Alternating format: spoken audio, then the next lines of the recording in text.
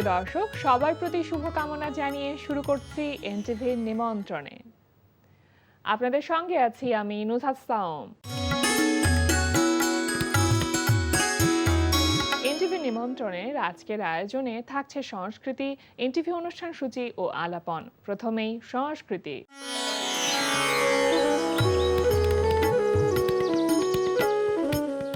শিল্পাঙ্গন গ্যালারির আয়োজনে ধানমন্ডির দ্য ইলিউশনস গ্যালারিতে অনুষ্ঠিত হচ্ছে শিল্পী ইফফা তারা দেওয়ানের একক চিত্রকলা প্রদর্শনী অপরাজিতা। প্রদর্শনী চলবে 16 মে পর্যন্ত। এবার এনটিভি অনুষ্ঠান সূচি। এবার জানিয়ে দিচ্ছি এনটিভির আজ রাতের বিশেষ বিশেষ অনুষ্ঠানগুলির সময়সূচি। সন্ধ্যা 6টা 15 মিনিটে থাকছে সমসাময়িক বিষয় নিয়ে অনুষ্ঠান সংলাপ প্রতিদিন।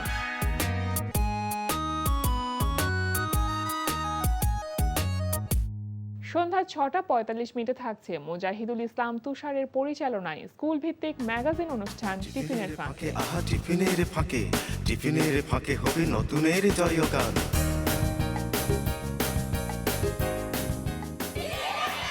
রাত 8টা 20 মিনিটে থাকছে গোলাম মুক্তাদিরের পরিচালনায় ধারাবাহিক নাটক কাজিনস। আমার দেখেন না, আমি আমার স্টাইলে চলি। আমি যদি ছোট হয়ে থাকতাম আর নিজেরা ক্ষুদ্র মনে করতাম, তাহলে এই বাড়ির সবাই আমার খাটায় মারতো। আর আমি সেই সুযোগ কাউরে দেই না, তাই নিজের স্টাইলে গান গাই আর কাজ করি। সন্তান ছাড়া তার জীবন অসম্পূর্ণ। বানি, এই পৃথিবীতে সবাই তো একই রকম হবে না, কিন্তু শেষটা তো একই রকম হয়, তাই না? আমি যদি বলি আমার সাথে হবে না, গ্যারান্টি দিতে পারবে? আমি তোমাকে প্রতিশ্রুতি দিতে পারি। রাত 9টা 30 মিনিটে থাকছে জাহাঙ্গীর চৌধুরী ও মোহাম্মদ নুরুজ্জামানের পরিচালনায় রিয়েলিটি শো কঙ্কা সেরা পরিবার।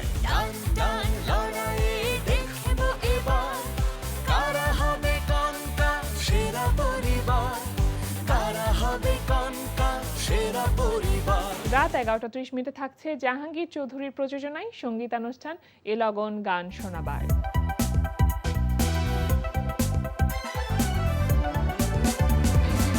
এই ছিল এনটিভির আজ রাতের বিশেষ বিশেষ অনুষ্ঠানগুলির সময়সূচি। দেখছেন এনটিভি নিমন্ত্রণে। এবার আলাপন। প্রিয় দর্শক, আমাদের আলাপনের আজকের অতিথি সঙ্গীত শিল্পী শিলা দেবী। শুভ সকাল। শুভ সকাল দিদি, কেমন আছো? ভালো। অনেকদিন পর তোমাকে দেখলাম, আমার খুব ভালো লাগছে তোমাকে পেয়ে। কেমন যাচ্ছে কাজ, সময়টা কেমন যাচ্ছে কাজের সাথে? অনেক কাজ, ভালো লাগে কাজে থাকতে, কারণ শিল্পীরা আসলে চাই ব্যস্ততা, কাজের ব্যস্ততা, গানের ব্যস্ততা, এবং আমি এখন কিছু আমার মনের মতো কাজ নিয়ে ব্যস্ত আছি, এটা আমার বেশ ভালো লাগার ব্যাপার। আচ্ছা, কি কি কাজ করছো?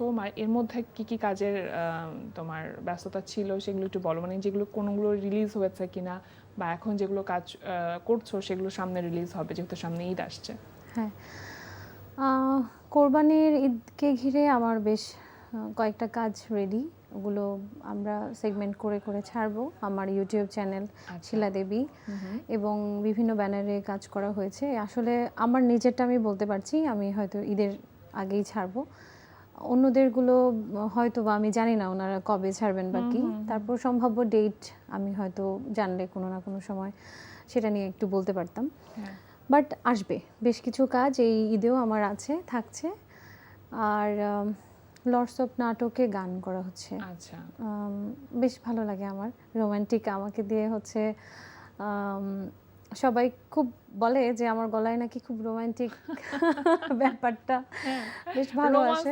হ্যাঁ, রোম্যান্স আছে। ধরো আমি কান্না করে চোখ ফুলায় আছি, হ্যাঁ, কোনো একটা ব্যাপার নিয়ে স্যাড হয়ে, বা তোমার পার্সোনাল লাইফ একটু ডিস্টার্ব, কিন্তু তারপরও ভয়েসের রোমান্সটা থাকে। একদমই একদমই। এবং আমার ম্যাক্সিমাম সময় আমার ফ্রেন্ড এবং বড় ভাই যাদের সাথে আমি কাজ করেছি, সবাই এই কথাটাই বলে যে তোমার এই রূপ আর ওই রূপের মধ্যে তোমার আসলেই আমরা বুঝতে পারি না যে তোমার গান এবং তোমার ক্যারেক্টার, এখন যে তুমি কোন সিচুয়েশনে আছো সেটা তোমার গানের উপর প্রভাব পড়ে না।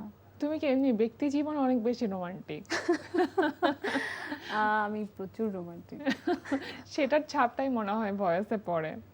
হ্যাঁ, এবং আমি আমার এনভায়রনমেন্ট করে নিই গানের সময়। এটা সত্যি রোমান্টিক গান গাইতে আমার খুব সহজ লাগে, আর যে কোনো অন্য ধারার গান করতে আমার একটু কষ্ট হয়, তারপরেও কাজ হিসেবে করা হয়ে যায় এই আর কি। একটি রোমান্টিক গান শোনাও তাহলে এখন আমাদেরকে। সম্ভাব্য এই তো সময়ের মধ্যে একটা গান এসছে, তুমি বোধহয় শুনেছো, মিঠে রোদ্দুরে, আমার ইউটিউব চ্যানেল থেকে। খুব পছন্দের গান আমার, খুবই রোমান্টিক গান। এটি একটি নাটকের গান ছিল, পরে আমি সম্পূর্ণ করেছি। গানটা আমি একটু করার চেষ্টা করছি, একটু গুনগুন করে। যেন ছুঁয়েছি আকাশ, তোমাকে পেয়েছি তাই, যেন রং মিছিলে ক্যানভাস খুঁজে পাই, যেন ছুঁয়েছি আকাশ, তোমাকে পেয়েছি তাই, যেন রং মিছিলে ক্যানভাস খুঁজে পাই। তুমি তুমি তুমি এলে হঠাৎ জীবনে, মনে মনে তাই সুখে সুর বাজে। তুমি তুমি তুমি এলে হঠাৎ জীবনে, মনে মনে তাই সুখে সুর বাজে। মিঠে রোদ্দুরে তোমায় খুঁজে পাই, কুয়াশার চাদরে দুজনে শুধু হারাই। মিঠে রোদ্দুরে তোমায় খুঁজে পাই, কুয়াশার চাদরে দুজনে শুধু হারাই। তুমি তুমি তুমি এলে হঠাৎ জীবনে, মনে মনে তাই সুখে সুর বাজে। খুবই খুবই খুবই মিষ্টি একটা গান, এবং এটার খুব আবেগ। হ্যাঁ, অনেক আবেগ। তুমি গাইলেও তাই আবেগ দিয়েই গাইলে। এবার ঈদে তোমার যে কটি গান রিলিজ হবে তোমার ইউটিউব চ্যানেলে, সেগুলোর মিউজিক ভিডিও কি করা শেষ, না কোন মিউজিক অবস্থায় ভিডিও আছে? হ্যাঁ করা শেষ, দুটো করা শেষ হয়েছে, একটা ছাড়বো। আর আরেকটা আমি ভেবেছিলাম দুটোই একটু আগে পরে ছেড়ে দিব, বাট আমার ওই কাজটা আমি আরেকবার একটু দেখে শুনে আমার একটু মনে fine হচ্ছে tuning আরেকটু করতে ফাইন চাও। টিউন করতে হবে। আচ্ছা, হচ্ছে নিজের ইউটিউব চ্যানেলের জন্য মিউজিক ভিডিও করা বা একটা গানকে প্রস্তুত করা, এটা তো বেশ বড় একটা ইনভেস্টমেন্ট। সেটা কি ইউটিউব চ্যানেলের রিলিজের পর সেই রেসপন্সটা আসে, বা ওই টাকার অ্যামাউন্টটা কি ফেরত আসে কোনোভাবে? এটা আসলে অনেক বিস্তৃত একটা আলোচনা এবং বলার ব্যাপার। আমাকে যদি তুমি এই প্রশ্নের উপরে বলো, আমি অনেক কথা বলতে পারবো, কিন্তু আমি ছোট্ট করে বলতে চাই, সেটা হচ্ছে আমি আমার আর্কাইভ করে রাখছি। আমার দৃষ্টিকোণ থেকে হ্যাঁ, এটার অনেক বড় একটা ইনভেস্টমেন্ট। আমি অন্যদের কাজ করছি, আমার নিজেরও একটা ঘর থাকা উচিত যেখানে আমি ঢুকলেই যেন আমাকে দেখতে পাই, আমার কাজের জায়গাগুলো বুঝতে পারি যে আমি কি করেছি। তো এই জন্য আমি আমার কাজগুলো করে যাচ্ছি, ভালো কাজ করে যাচ্ছি। দেখা গেল যে একটা গান আমি তৈরি করেছি, সেটা হয়তো দর্শক ডিমান্ডের জন্য ডিফারেন্টভাবে বানাতে বলছে যে এটাকে একটু অন্যভাবে বানাও। তো তখন আমার কাছে মনে হয় যেন এটা তো আমার গানটা আমার কাছে যখন ভালো লাগে, আচ্ছা আমি আমার মতো করেই আমার কাছে রেখে দিই, ওই স্বাধীনতাটুকু যেন থাকে, আমার স্বাধীনতা যেন থাকে, যেন আমি আমার কাজগুলো যেভাবে আমি প্রেজেন্ট করতে চাই করতে পারি। হ্যাঁ, তো টাকার ব্যাপারটা হয়তো ওইভাবে হয় না, এখনো হয়ে ওঠেনি, হয়তো হবে, আশা রাখছি সামনে। তবে চেষ্টার কোনো ত্রুটি নেই ওইভাবে জিনিসটাকে প্রেজেন্ট করার, এবং আশা রাখছি যে আমার চ্যানেল থেকে আমি সবসময় কন্টেন্ট দিতে থাকবো। এবার সেটা আমার অ্যাবিলিটির যতটুকু আমি পারবো, যেভাবে পারবো, বা খুব ওয়েল অ্যারেঞ্জ করতে না পারি, আমি একটু হয়তো ক্যামেরা দিয়ে আমার নিজের গানটা আমি করছি, ওরকম আমাকে দেখিয়েও হয়তো আমি একটা গান প্রেজেন্ট করে আমি আমার মতো করে রেখে দিতে পারি। তো ওইভাবে করে আমি চিন্তা করি আর কি। খরচটা আসলেই অনেক, এটা মানে এখানে ফাইনান্সিয়াল বেনিফিটের চাইতেও তুমি তোমার নিজের স্যাটিসফ্যাকশনটাকে বেশি প্রায়োরিটি দিচ্ছ। একদমই। নাটকের গানে কাজ করছো বললে তো, এখন পর্যন্ত কতগুলো নাটকে ভয়েস দেওয়া হয়েছে, এমনকি আনুমানিক কোনো ধারণা আছে? কালকেও আসলে আমি নাটকটার নাম জানি না, জানো, কালকে একটা নাটকের গান করে চলে এসেছি, মোশাররফ করিম ভাই হচ্ছে সেটার অভিনয় করেছে। তো আমার ফ্রেন্ড অ্যাপেল মাহমুদ আমিন, ও বলছিল যে তোর একটা গান করতে হবে। তো আসলাম, আমি গেলাম, আমাকে স্ক্রিপ্ট পাঠালো আগে, আচ্ছা, হ্যাঁ। ওটা দেখলাম, দেখে আমার কাছে যেটা মনে হলো যে আচ্ছা গান করতে হবে, করে আসি। আমার ওটা রোমান্টিক গান ছিল না, খুব ফাঙ্কি টাইপের একটা, খুব টাইটেল ট্র্যাক ছিল। তো করে আসলাম, কিন্তু আমি একবারও জিজ্ঞেস করলাম না এটা কোন নাটক, কবে আসবে বা কি। তো এরকম অনেকগুলো নাটকের গান হয়েছে এবং 100 ক্রস করেছে আমার এটা আচ্ছা। এই পর্যন্ত নাটকে গান করা। নট অনলি আপিল মাহমুদ আমিল, আমি অন্যান্যদের সাথেও কাজ করেছি, করে যাচ্ছি। তো ভালো লাগে আসলে, কোনটা যে কার ভাগ্যে কখন মানুষ শুনবে বা সেটাকে নিয়ে ওই যে বলে না ভাইরাল, আমি আসলে এটাকে একটু ডিফারেন্টভাবে ভাবি। ভাইরাল হচ্ছে না আর কি, হওয়ার চিন্তা ভাবনা আমিও করছি না যে ওটা দ্রুত হওয়া দরকার, চেষ্টা করছি আমার জায়গা থেকে। অল্প অল্প সময় নিয়ে যা, কিন্তু গানগুলো আসলে মানুষের মনের ভেতর গেঁথে থাকুক, এটা বড় কথা। তুমি এমিল ভাইয়ের কথা বলছিলে, তো এমিল ভাইয়ের সাথে তোমার সম্পর্কটা একেবারে বন্ধুত্বপূর্ণ একটা সম্পর্ক। মানে মিউজিক ডিরেক্টর সিঙ্গারের চাইতে বন্ধুত্বটাই বেশি। অনেক বেশি। অন্যান্য মিউজিক ডিরেক্টরদের সাথে যখন কাজ করতে যাও তখন কি একটু ধাক্কা খেতে হয় কি? এটা আমার ওকে আমার প্রায় বলতে হয় যে দেখ আমার খুব প্রবলেম হয় এটা। কি প্রবলেম? বলে যে এই যে কমফোর্ট জোন, আমি যেভাবে আমি দেখা গেল যে কোনো স্টুডিওতে গেলাম, বললো যে দাঁড়িয়ে গান করতে হবে। আমি যদি বলি না আমি বসে গাইলে আমার গান ভালো হয় না, কোনো শোনার কোনো উপায় নেই। কিন্তু আমার বন্ধু দেখা গেল যে না ঠিক আছে তুই বসে গাইতে চাচ্ছিস, ঠিক আছে বসে গা, আমি যেটা কমফোর্ট ফিল করি। তো এটা একটা ধাক্কা লাগে। আরও একটা ধাক্কা লাগে যেটা হচ্ছে, আমি যদি বলি যে লাইট অফ করে দিতে হবে, কারণ আমার গান করার সময় আমি খুব মৃদু আলোতে গান করতে পছন্দ করি। এবং আমার স্টুডিওতে শুধু যে আমার ভয়েস রেকর্ড করবে সে থাকবে, আর আমি নয়েজ করার মতো যদি কেউ বসে থাকে তাহলে আমার চোখের মনি ঘুরতে থাকে, মানে আমি তোমার মানে অ্যাটেনশনটা চলে যায়। তো এটা আমার প্রবলেম আসলেই। আমার জানি না, অনেকে তো এর ভেতরেই কাজ করে, বাট আমাকে ও এইরকম করে আমাকে বাজে বানায়, অভ্যাস হয়ে গেছে। মানে এখন আমার কোনো স্টুডিওতে গেলে কোনো ধরনের কোনো এই ধরনের কোনো প্রবলেম হলে আমার ভয়েসের উপর সেটার প্রভাব পড়ে। হ্যাঁ একদমই। মানে ওই যে তুমি একটা এক্সপ্রেশন বা একটা ইমোশন নিয়ে গান গাইবে, সেই সুযোগটা কম না থাকে, একদমই তখন থাকে না। আচ্ছা, এবার একটু বলতো যে তোমার একটি মেয়ে আছে, তো তার কি আসলে গান গাইবার প্রতি আগ্রহটা আছে কিনা? ও তো সব কিছুই হবে, মানে ও শুধু, ওকে যদি বলি মা গান করে, তুমি কি গান করতে চাও কিনা?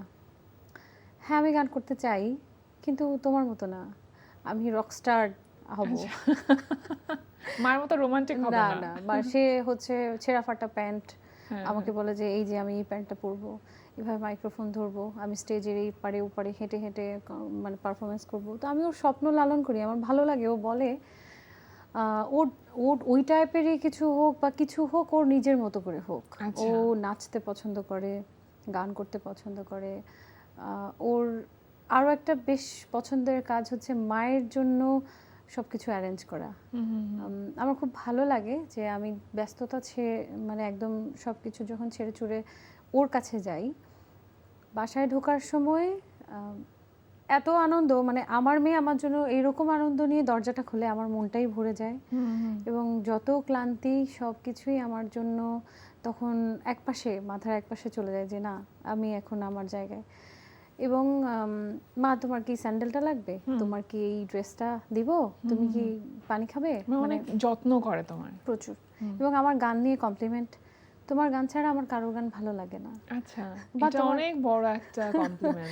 ধরো আমার যেগুলো নতুন গান হ্যাঁ হয়তো অন এয়ার হয়নি, দেখা গেল যে কোনোভাবে সেই গানটা আমি গাড়িতে শুনছি, সে একবার শুনেছে যে এই গানটা আমার নতুন এসছে, সেই গানটা সে হয়তো এমনও হয় যে আমাকে বলে ওই গানটা ছাড়ো তো মা, আমি একটু শুনবো। তো আমারই হয়তো শুনতে শুনতে বিরক্ত লাগে যে একই গান কয়বার শুনবো। সে মানে তার কোনো ক্লান্তি নেই, ওইটা শুনতেই তার হবে। এবং রিসেন্টলি আমার আরেকটা মৌলিক গান হচ্ছে, ওটা শিরোনাম হচ্ছে আলাদা শহরে। আচ্ছা, তো ও ওই আলাদা শহরের পুরো গান ওর মুখস্থ, মানে এটা কি আনরিলিজড এখন পর্যন্ত? unreleased। আচ্ছা, এটার শিরোনাম আলাদা শহরে। এটা আমার একটু ডিফারেন্ট অ্যারেঞ্জমেন্টে করার ব্যাপার আছে এবং আমার খুবই পছন্দের গান। এবং বললাম না, নিজের ভালোবাসার কাজগুলোর কিছু যত্নের হ্যাঁ। কাজ থাকে, সেই কাজগুলোর মধ্যে এইটা একটা দর্শকদের জন্য আলাদা সামনে শহরে। আসছে আলাদা আচ্ছা, শহরে। এটা শোনাবে? যদিও আনরিলিজ ট্র্যাক, মানে শুনতে চাওয়াটা অন্যায়, কিন্তু তারপরে যদি ছোট্ট করে অল্প শোনাও। একটু চলো, শুনি। শোনাই। আলাদা শহরে বেঁচে আছি দুজনে, তবু ভাবনা জুড়ে কাছাকাছি বাঁধনে। আলাদা শহরে বেঁচে আছি দুজনে, তবু ভাবনা জুড়ে কাছাকাছি বাঁধনে।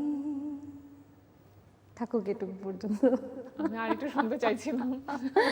খুব সুন্দর একটি গান, এই গানটি শোনবার অপেক্ষায় থাকলাম, মানে পুরো গানটি শোনবার অপেক্ষায় থাকলাম। তুমি অনেক অনেক ভালো থেকো। আমরা একেবারে শেষের দিকে চলে এসেছি, মনে হচ্ছে আরো অনেক গল্প বাকি থেকে গেল, যেন বলা হলো না। সেই না বলা কথাগুলো বলবার জন্য আরো একবার আসতে হবে আমাদের আয়োজনে নিশ্চয়ই। পরের এই আলাদা শহর নিয়ে না হয় আবার এসে আড্ডা দিয়ে অবশ্যই যাবো। অবশ্যই। অনেক অনেক ধন্যবাদ আজকে আমাদের আয়োজনে আসবার জন্য। তোমাকে অনেক ধন্যবাদ। প্রিয় দর্শক, আমরা চলে এসেছি অনুষ্ঠানের শেষ প্রান্তে। অনুষ্ঠান সম্পর্কে আপনার মতামত জানাতে মেইল করুন ntvnimontrone@ntvbd.com। বিশ্বের যে কোনো প্রান্ত থেকে যে কোনো সময় এনটিভি নিমন্ত্রণে দেখতে ভিজিট করুন আমাদের পূর্ণাঙ্গ ওয়েব পোর্টাল www.ntvbd.com। এছাড়া এনটিভির সব জনপ্রিয় অনুষ্ঠান ও খবরের আপডেট পেতে ভিজিট করুন আমাদের ইউটিউব চ্যানেল ও ভেরিফাইড ফেসবুক পেজে। সবার মঙ্গল কামনায় আজকের মতো এখানে শেষ করছি। সবাই ভালো থাকুন, সুস্থ থাকুন, সুন্দর হোক আপনার প্রতিটি মুহূর্ত।